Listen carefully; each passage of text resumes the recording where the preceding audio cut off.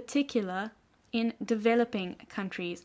Of these people, almost half are small-scale farmers or agricultural workers engaged in subsistence farming. These populations face many violations of their rights, including limited access to land and adequate food and markets. Their vulnerability is compounded by the effects of climate change, land grabbing, and labor-related forms of exploitation.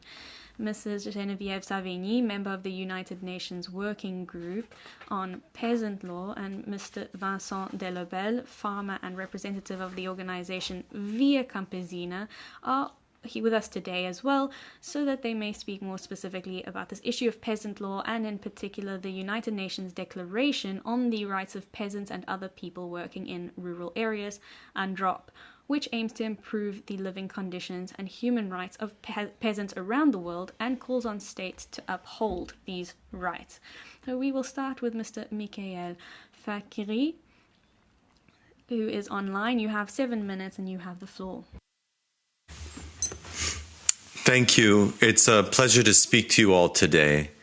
Let me begin by saying that I'm drawing from my experience for having held this mandate now for the last 5.5 years. Many of what I witnessed, the struggles of communities, was during the pandemic, which triggered an immediate food crisis. The challenges today are not insurmountable. We know the solutions and we know what's to be done. So first, I'll describe the challenges in food systems today and the causes of hunger. Then I'll outline what a human rights perspective brings and why focusing on the right to food can provide a very concrete way to address issues such as hunger, malnutrition, and famine. And I'll conclude with some particular policy and political points. The key thing to remember is that hunger is always a political problem. In the last 75 years, we've made more than enough food to feed everybody. So today, we produce enough food to feed 1.5 times the current population of the world. So whenever there's hunger, even if there's a drought, even if there's a natural disaster, the actual cause of hunger, the actual cause of malnutrition, the actual cause of starvation is always a political failure and institutional failure. This is what denies people access to adequate food. The other point I want to make in terms of describing the problem is I've seen an increasing rise of violence in food systems. Food systems today are not just producing food, they're actually producing violence that are harming people. What I mean by this is that I'm seeing an increased trend of gender-based violence in food factories, in kitchens, in restaurants, in agricultural fields. I'm seeing violence against migrant workers who are often the workers in the food system. I'm seeing violence against the most vulnerable of the population, especially children and women. And this violence is pervasive. It's built into the system. And one of the main factors here is corporate power. Corporations dominate food systems, and they've been dominating food systems for the last 40 years. Corporations in food systems have become so large and powerful that they dominate. Corporate power in food systems is so concentrated that a relatively small group of people shape what is grown, they determine how it is grown, they determine labor conditions, and in fact, they influence prices and food choices. What we saw in the pandemic with the skyrocketing of food prices and inflation is that food companies, corporations, supermarkets were making record profits in the midst of the pandemic, in the midst of a food crisis. Their profits exceeded any normal rate of return that would have been expected. So what that tells us is that corporations had so much power that they were able to take advantage of a crisis and raise the prices as they pleased. Corporate-dominated industrial food systems are one of the main sources of the loss of biodiversity. And food systems today, industrial food systems today, cause at least 1/3 of greenhouse gases emitted today. So if you are able to address hunger, malnutrition, famine, if you're able to address the problems in food systems, you can actually address many of society's problems. Let me explain why a human rights perspective is important and why a right to food perspective is the way forward. A human rights perspective and a focus on the right to food begins with looking at who is the most vulnerable in a community and who is making them the most vulnerable. So not only do you focus on who is the most vulnerable, but you look at power dynamics. And the terrible irony is that many people that are going hungry or that go hungry first are the same people that feed us. I'm very pleased that my colleagues will be speaking about peasants and rural communities today because they're usually the first to be hit. As I mentioned already, women and children are the first to be harmed. Workers are often harmed, and people with disability, older people. The list goes on in terms of who is vulnerable. And so by looking at who is most vulnerable, you can understand power dynamics and address issues at the root cause and not just superficially with window dressing, with policy amendments here and there, but actually shifting power. That's the key.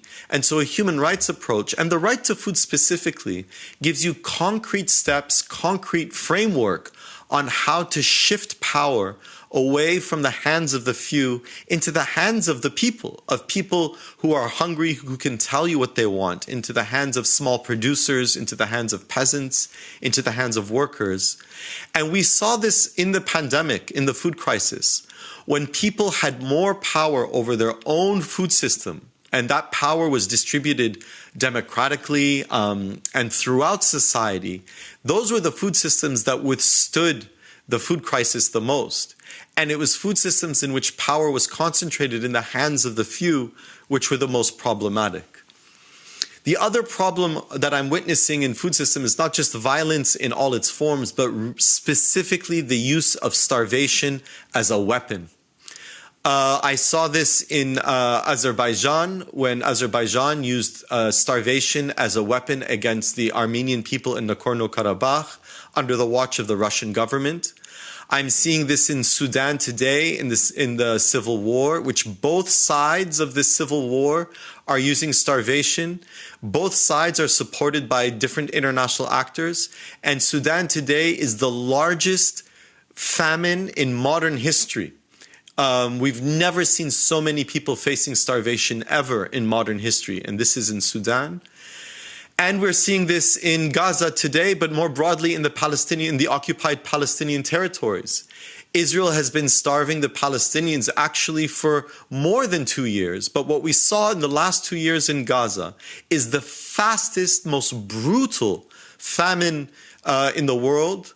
This is the fastest, most brutal starvation campaign in the world. And Israel has been supported by European countries, by the United States. A human rights approach gives you an early warning signal to prevent starvation and these other violent crimes. Thank you very much, and I look forward to our discussion.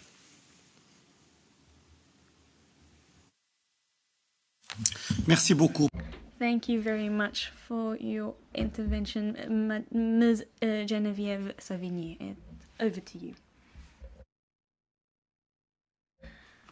Good afternoon.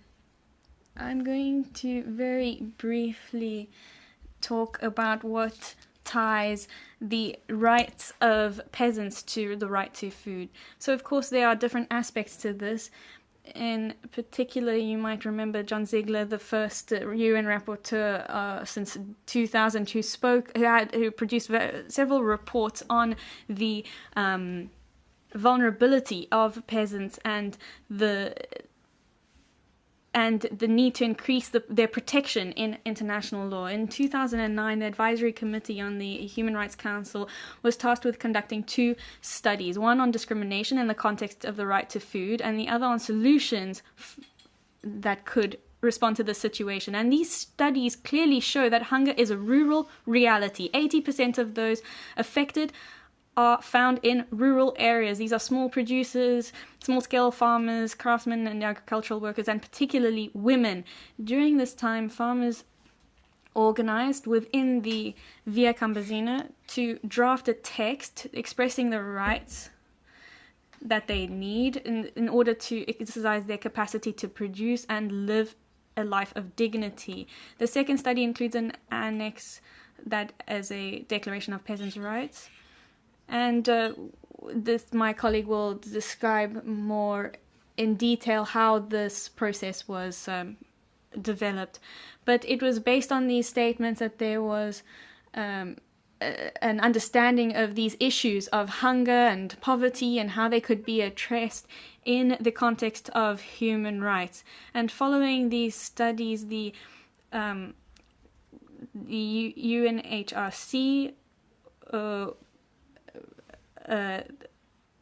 met in 2013 to 2018 over this period of time to adopt the UNDROP Declaration of the Rights of Peasants and Other People Working in Rural Areas.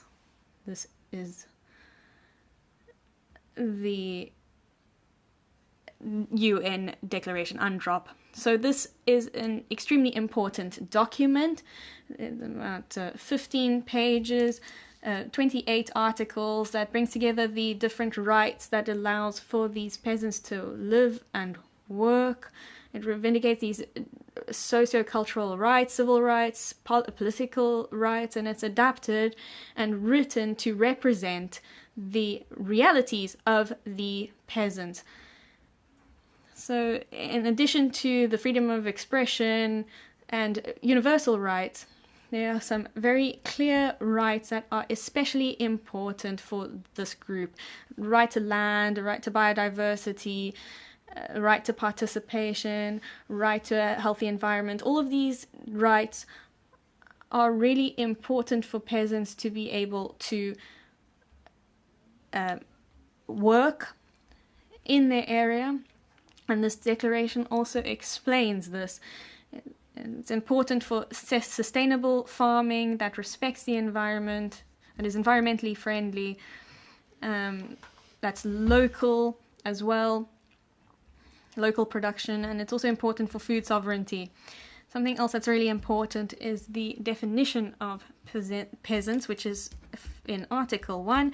This definition is really quite broad because it represents the reality of these small-scale producers across the world. These are people who work in small-scale food production and who are very close to their land and to nature, that have a very close and dependent relationship, and they look after this nature and their land. And this has to do with the territories, with fishing, with farming, and so on. This is extremely important to peasants. The creation of the Working Party on Peasants' Rights and their rights was formed in 2023, and it is made up of 5 people from different regions, so Africa, Asia, Latin America, East and West Europe, which is my region. I am also a peasant who fights for these rights, and I was nominated and appointed to this group as part of this mandate. It is a voluntary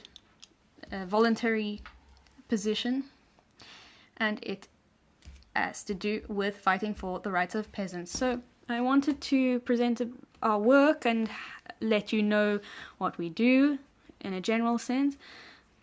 There were 2 reports in particular that I wanted to share the main points from, the trends and challenges that peasants face.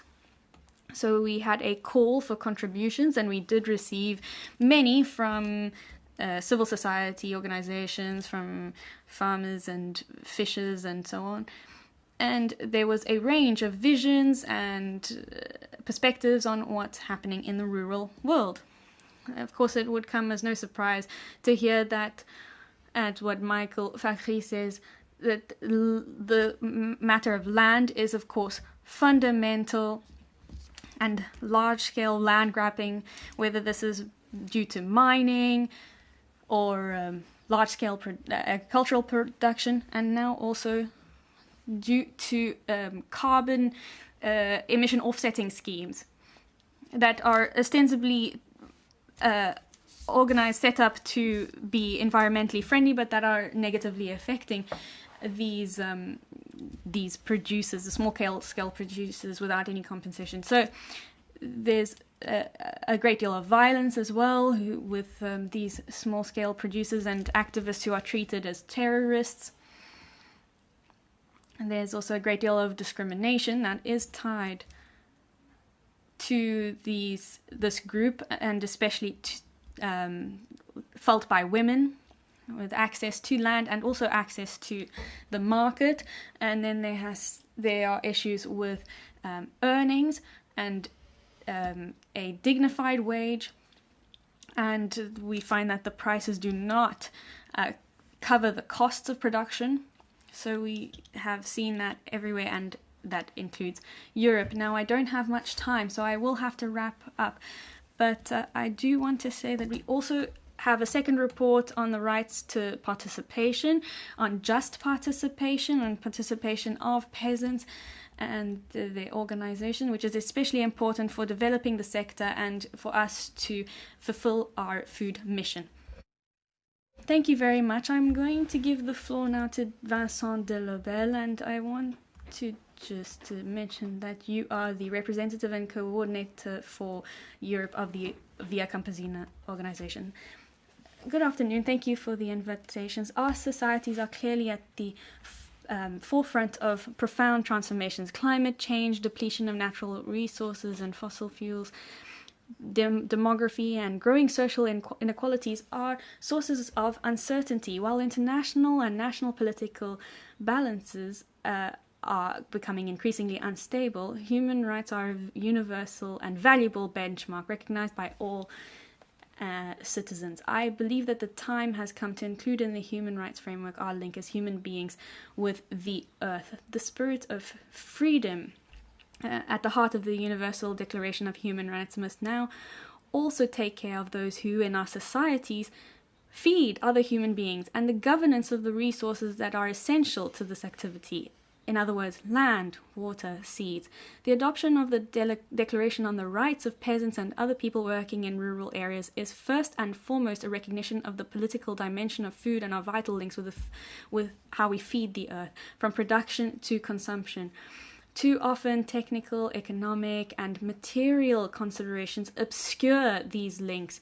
Throughout history and across all continents, people's food has been associated with power inequalities, social injustice, oppression, slavery, and war.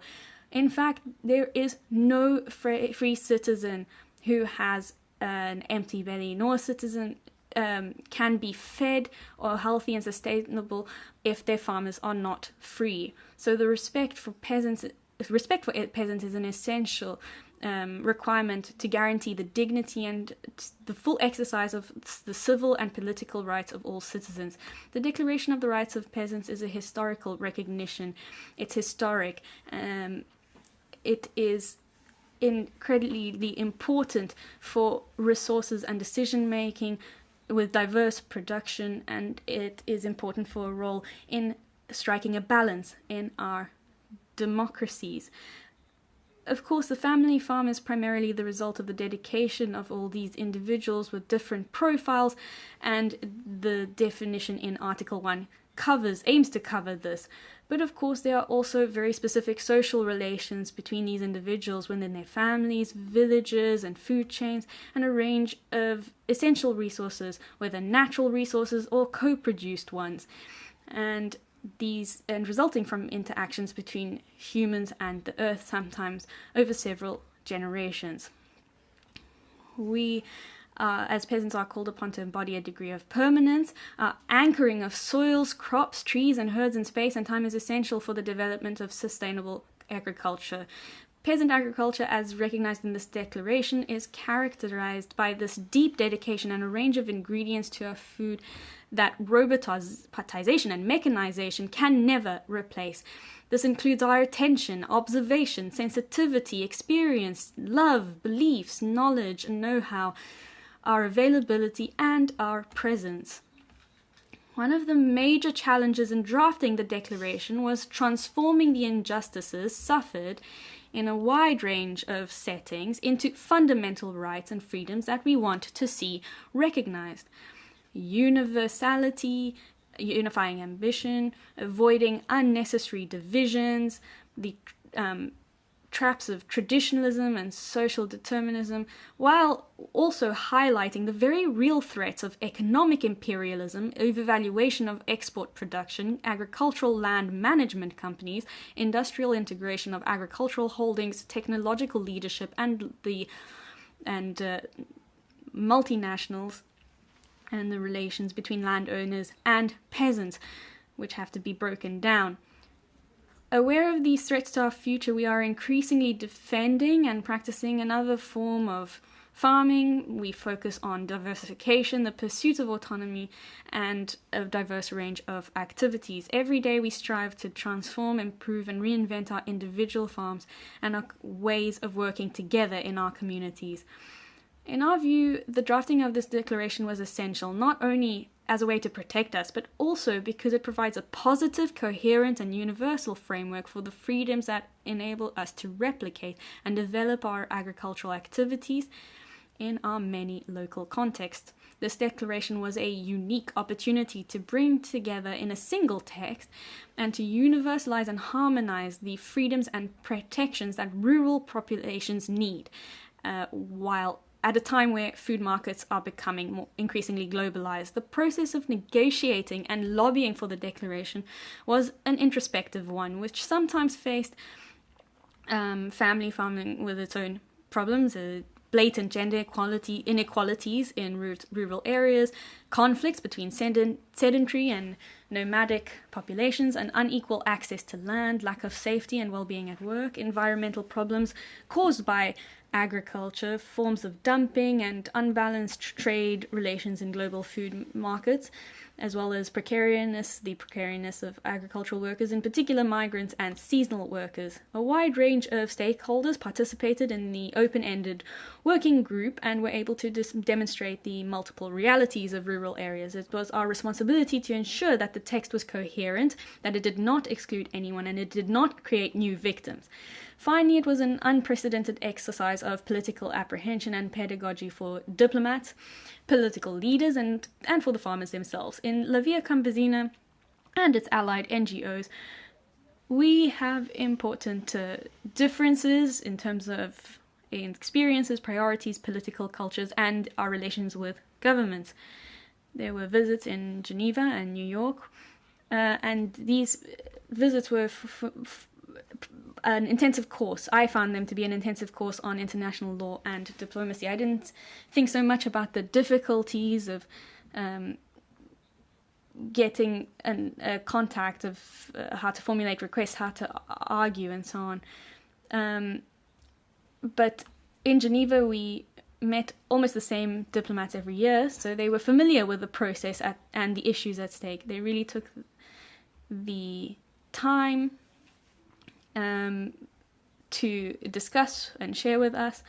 But in New York, the political aspects and diplomatic aspects dominated. As this declaration has been brought by civil society since its inception, we have provided both testimonies, analysis, and solutions. Thank you very much. I'm sure there will be many questions. I'm going to give the floor to Isabel for the EPP. Thank you very much. D'un droit à l'alimentation tel. It's quite difficult to talk about the right to food.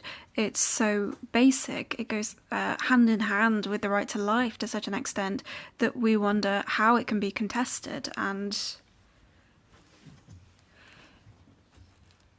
Ms. Savigny, you also brought up the fact that often famine, or hunger as it is, often takes place in rural areas, and this is progress that humanity has made, even if we sometimes have problems with industrialization, with how the world has changed. But in our society, these major famines that wiped entire parts of the population off the map, we have, at least in our part of the world, managed to bring under control, and this is a good thing. We're less subject to the whims of nature, even though today it is still causing problems. And this requires efforts sometimes to support farmers. And I think in this regard, I still struggle to understand. We know that this is something very political within the EU. We often are a bit confused about what the contribution of agriculture is to our EU, and I don't see at all how we can question this, ignore this, if we want to remain independent. Farmers are people who have huge difficulties in receiving a decent level of income for a huge amount of work that they do. And if we really want to give them the opportunity to continue their existence where we live, we need to help them. And it's not just about support for farmers, it's support for us ourselves, so that we can continue to have quality food. So that's one point that I wanted to bring up. Another point, and some of us went on a mission recently that makes it a bit more sensitive to this aspect. Humanitarian aid, when it comes to food, should never be called into question, because often I won't say that people find themselves in a situation, but people are put in situations where they are no longer able to meet their own needs. We visited the Rohingya refugee camp, and we saw the minimum that they received with the food aid that they were getting. But this was a tiny, tiny amount. And we saw what they had to eat. And I think for us, this would be far below the minimum to survive on.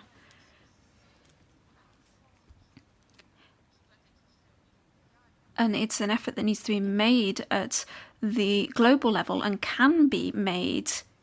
To be very clear, that it's a political problem. For a person that really can't meet their needs, needs to be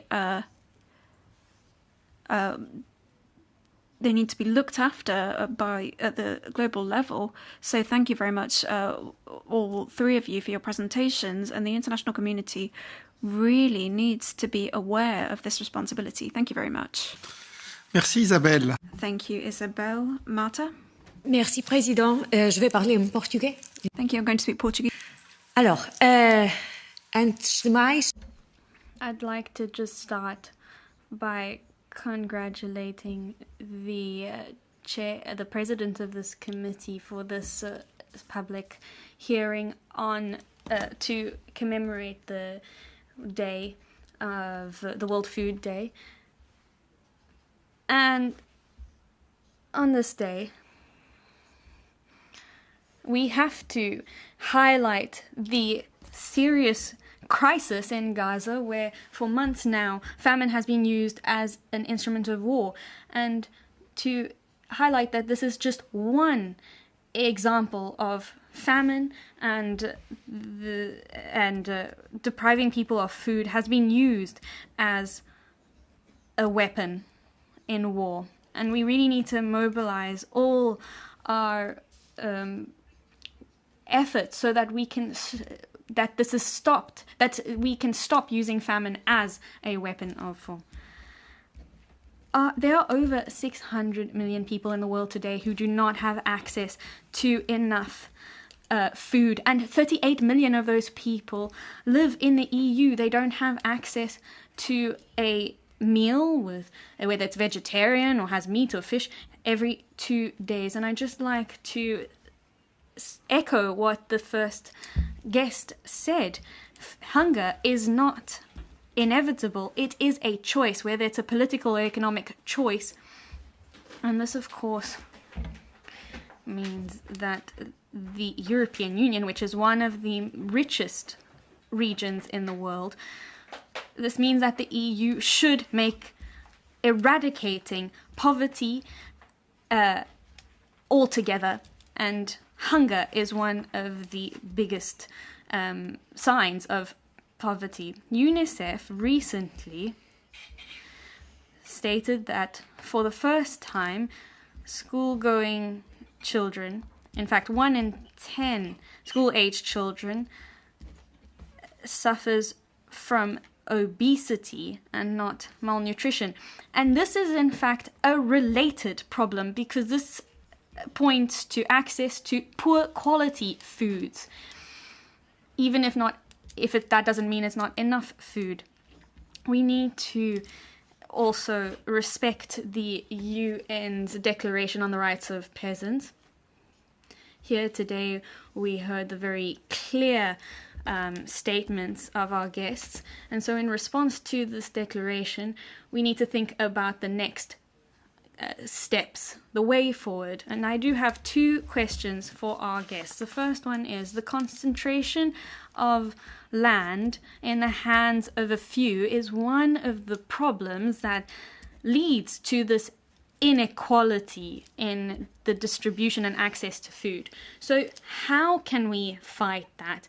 And how can we fight that when we know that the economic model of our countries is based on this concentration of land and information and resources in the hands of a few? Would it not be better and more useful to empower authorities to monitor this concentration and to address it, so that these large-scale corporations are forced to follow the rules, especially when it comes to migrant workers, which was highlighted was one of the key issues here. And then the other question that I have is that we know that the European Union has policies specifically to support farmers, to promote social policies in the CAP, but what more can the EU do to align itself with the UNDROP? Thank you. Merci, Marta. Thank you, Marta. And I'll now give the floor to Katerina. Thank you very much, Chair, and thank you to our guests for speaking to us about the important issue around food security and around this commemoration of World Food Day. Obviously, it's we heard from the first speaker as well that we have a couple of realities here to talk about. We have the general issue of access to food and how unfortunate it is that so many of those who make food possible are the ones who themselves are unable to access food in the right quality and quantity. Right now, as we speak, for example, in another committee in the European Parliament, there is a vote on the Corporate Sustainability Due Diligence Directive, which in its previous form called on companies to make sure that they were paying living incomes and living wages in their supply chains, meaning that their suppliers, whether they were from the agricultural sector, textile sector, whatever sector it would be earning a fair wage when working for them, because we know so many of these people grow food for a living and lack food themselves. And as this vote is taking place right now, I hope that these kind of rules stay in place, or that we can fight for these sort of rules, because it's so important that we have accountability and that we take our trade and our business policy in service of human rights, like the right to food. At the same time, on a different note, food and famine is being more and more used as a weapon of war. We had the example with the first speaker of what's going on in Sudan and in the occupied Palestinian territories. It is absolutely unacceptable, and us as the European Union must condemn the use of starvation as a weapon of war. And to make all of these matters worse, I think it's also important for us to realize that climate change and extreme weather events can also contribute even further for food uncertainty and food insecurity in the world, and therefore we risk having more and more of these issues in the future. To our speakers, I'd like to leave then two sets of questions about these two topics. The first one would be maybe more to the second and third speakers. Do you monitor EU's trade agreements and policies with foreign actors? We are now in the middle of developing trade agreements with many big agricultural producers where a lot of farmers, small-scale farmers, are active. Do you monitor our trade agreements and their impact on peasants' rights to food security? And then a question perhaps more aimed at our first speaker. If we see starvation being used deliberately against civilian populations in conflicts, what concrete steps should the EU take to hold perpetrators accountable and prevent complicity? And how should we shift our policies to prevent famine becoming a tool of war?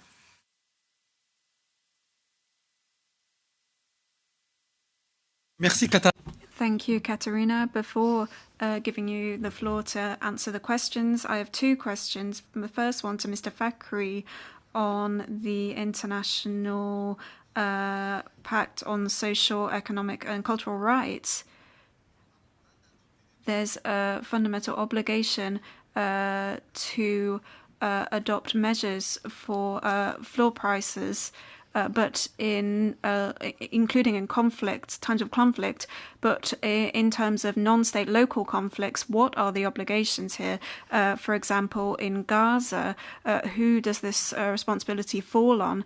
And a question perhaps to both of you. You spoke about UNDROP, but I think I heard that there were only 2 EU member states that voted for this. For the rest of them abstained. Do you have an explanation to this?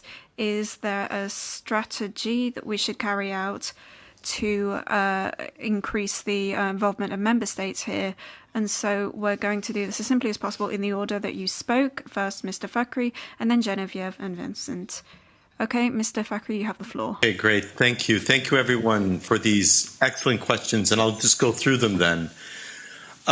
First, on the issue of concentration of land in the hands of the few, I really appreciate the member highlighting this issue. And I have to say, before we get to accountability, there's the issue of how do corporations gain power in the first place. So there needs to be a curtailment of corporate power in the beginning, using tools such as competition law, using tools like local land regulation, but also using tools like agrarian reform, which is the redistribution of land. And in fact, there is an international conference on the subject of agrarian reform this February in Colombia. And this conference, I would strongly recommend that EU states support, attend actively, and put the issue of land on the international agenda, because this has become an international issue since at least 2008 when we saw land grabbing happening everywhere, but it continues to be a problem. I will address the issue of trade agreements just from what I've seen from my perspective. Sometimes the EU will include issues regarding seeds in trade agreements, forcing countries to sign onto certain plant and seed treaties that turn seeds, that give more rights to breeders and to turn seeds more into private property. And this seeds are life, and seeds should be common property for everyone. And the EU continues, or European countries and EU trade agreements continue to put pressure on countries to turn seeds into private property. And I would recommend Europe stop doing that and let farmers deal with seeds the way they've dealt with seeds for thousands of years, which is to share and exchange freely. The question in terms of starvation, and what concrete steps can be taken. I'll be very specific. European countries that supply weapons to whether to one of the sides of the forces in Sudan or to Israel, those countries are complicit in starvation and, I would add, genocide. So first and foremost, stop supporting starvation and genocide in Gaza. Stop supporting starvation and genocide in Sudan. And then we can talk accountability. And then in terms of accountability, we have mechanisms. We have the International Criminal Court, which has recently issued arrest warrants for Prime Minister Netanyahu and former Minister of Defense of Israel, Gallant, for the war crime of starvation. This should be used more often. Starvation is used more commonly than people realize. And I would add that starvation always triggers, it's always either genocide, it's always a crime against humanity. It's always an instance of torture, meaning there's never an excuse. You can never justify starvation. And it's not just individuals that are liable, it's entire states that are liable. Which takes me to the last question in Gaza, regarding Gaza. Who is responsible? It's very clear. Israel is responsible. Israel is the occupying force. Israel has full control over Gaza's food system and has full control for the last 25 years. They count every single calorie and control every food item that has entered Gaza for the last 25 years. And now that's how they were able to starve 2.3 million people almost instantaneously. Let me put it in different terms. 1 million children in Gaza were starved in the last 2 years and will face trauma for the rest of their lives while the world stayed watching and while some European countries continue to supply money and weapons to Israel during its starvation campaign. Thank you very much.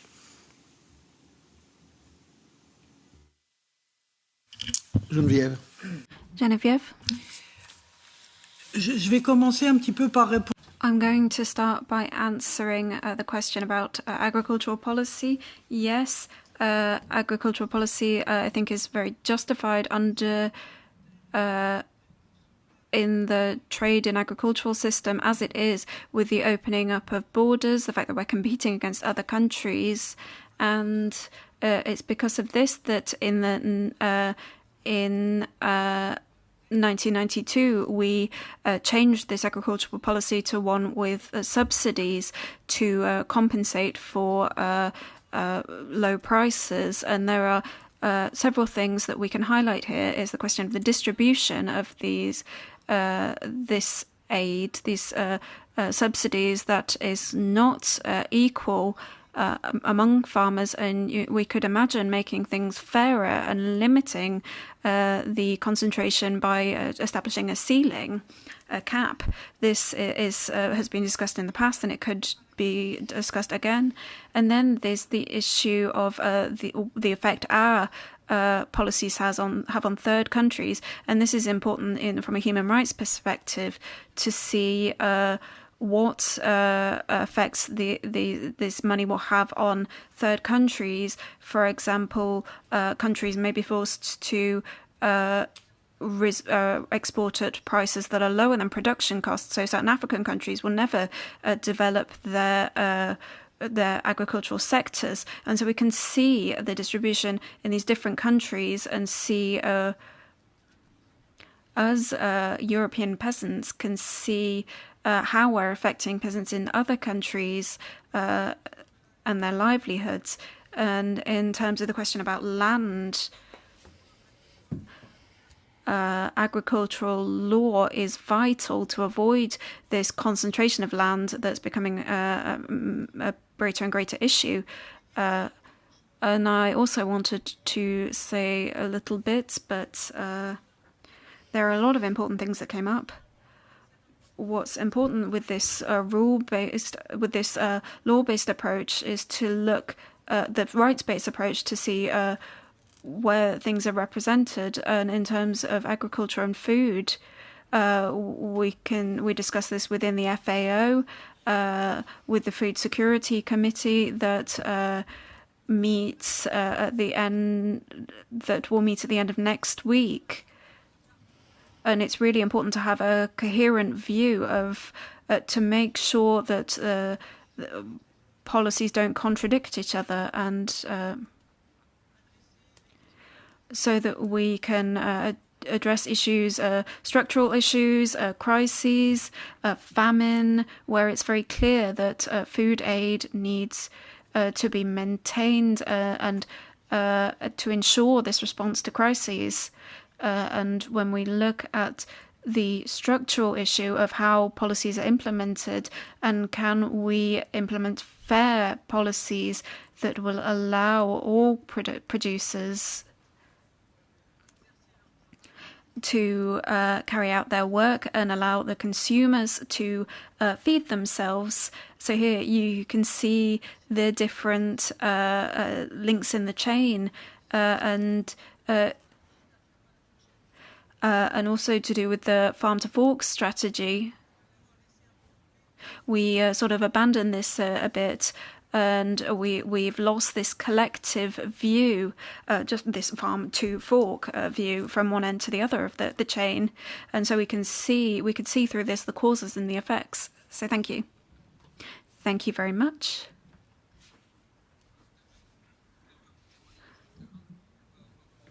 So just a couple of things in terms of what's been brought up. Of course, the concentration of land is a major issue in Belgium. We have a chain of supermarkets that are buying up more and more agricultural land for very high prices. And so what is really important is access to land. How can land be accessed?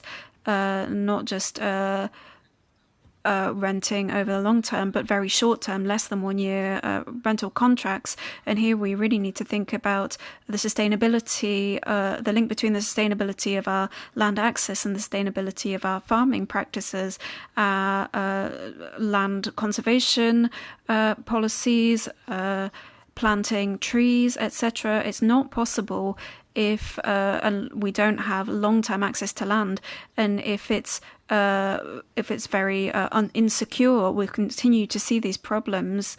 And there's a major issue of a major dissonance that is contributing to this economic pressure on farms, the insecure access to land, but also commercial issues. We are continuing to see a huge mass of red tape on farmers, but also free trade agreements that really hang us out to dry. We're seeing this with Mercosur, and you're seeing beef coming in at €6.50 per kilo, and the European farmers just don't know what to do with this. So we need better quality. So farming that's good for the environment, that's good quality, will be the first to go if we continue to see this kind of trade. And as Geneviève was saying, there's a completely unequal distribution of CAP aid. 80% goes to 20% of farmers, and what we're seeing is just the concentration of access to land, and these major companies are being subsidized when no one is questioning or opposing these policies. We'll see a planned disappearance of small farms, the smallest farms, while they are the most resilient, the most independent, perhaps also the most flexible, the most agile in facing challenges. That's something we're really seeing in the individual development of farms in Europe. But and also when we have structure with more investment, but when the context is is changing a lot, we need to keep this financial rigidity, this control, dependence, and need to keep our autonomy, our capacity for decision making in farms, its flexibility to be able to adapt to a changing context. Thank you very much. Madame Savigny would like to answer another question. Yes, I didn't answer the question about why Europe abstained during the adoption of UNDROP in 2018 in the UN General Assembly. most European countries abstained. Some voted against and 2 voted for, and this was Portugal and Luxembourg. And we thank them for this. And so why? I think that there are 2 reasons. Firstly, globally, Europe is an economic space where competitiveness, competition is more important than fundamental human rights, and in particular, these economic rights that relating to agricultural production are not the priority, and so they chose to abstain, not wanting to slow themselves down economically. And also there are a number of countries, a dozen or so countries, that didn't want to recognize these universal rights, that didn't want to give specific rights to specific categories.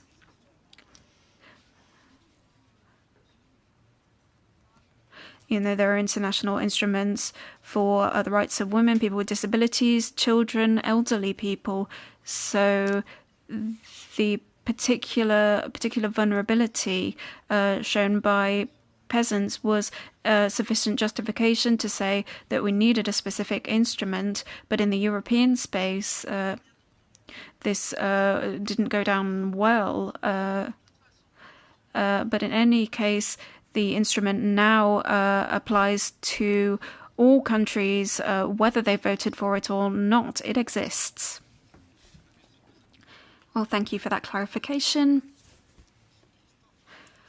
We have Mr. Christophe Laros with us, Head of Sector for Sustainable Agriculture at DG INPA. You have the floor for 3 minutes. If you have anything to add, any comments, go ahead. Yes, thank you very much. Thank you for having put this subject on the agenda. I'm going to concentrate on external issues. We are the DG for International Partnerships.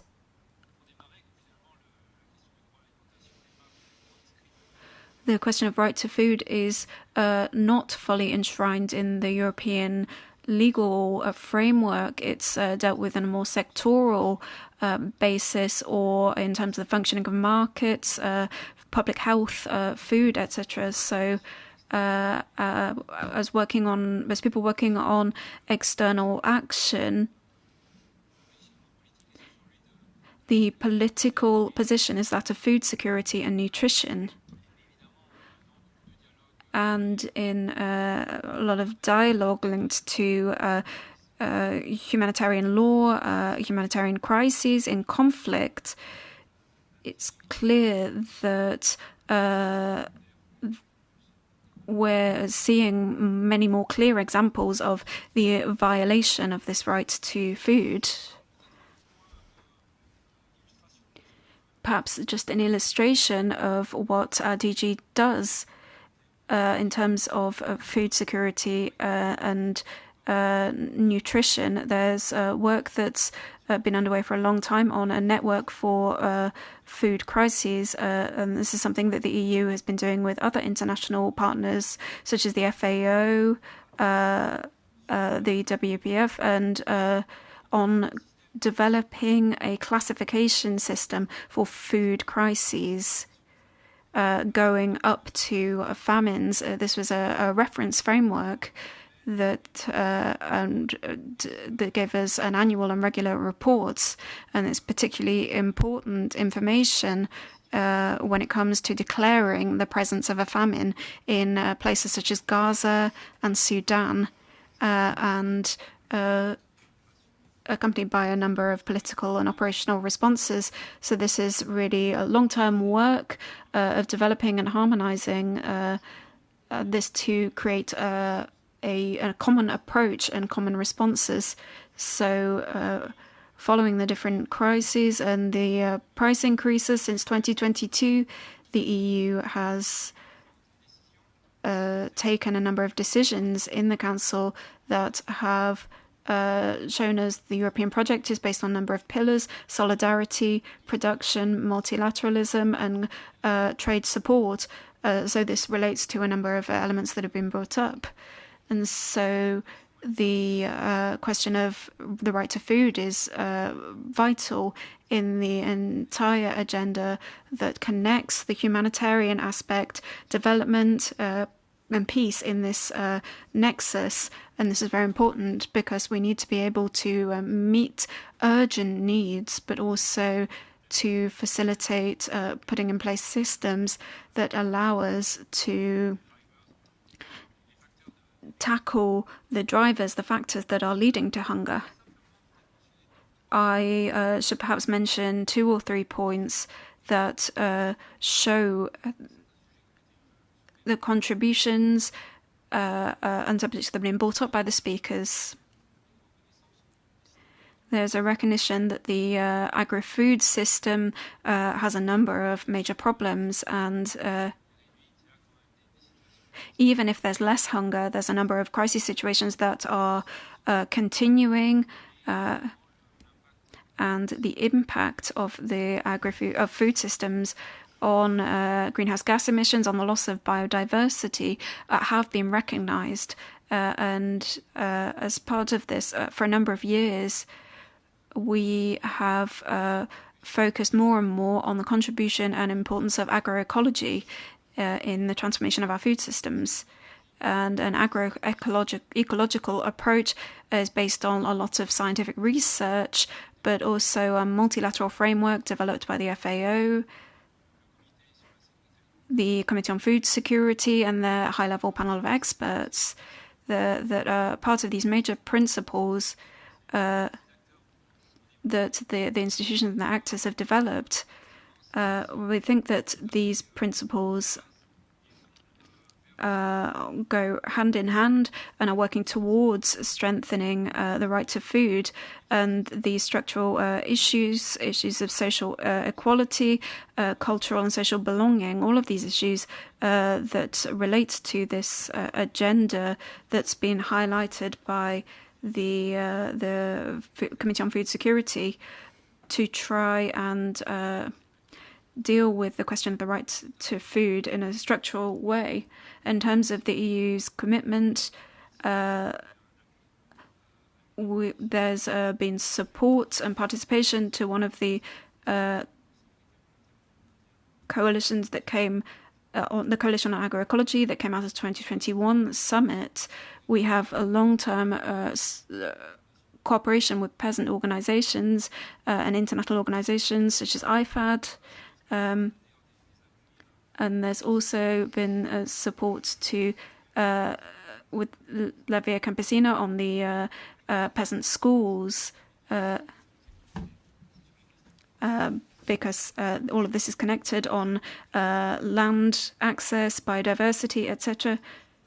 C'est l'appui qu'on apporte à la coalition. Our commitment is to support the International Land Coalition on this. We have been supporting them for a long time. And as was said a few minutes ago, here we're talking about sustainable agricultural practices, and we can't have that if the landowners don't have security. So what we're trying to do is to combine these different types of support in the context of an international network alongside sustainability of production.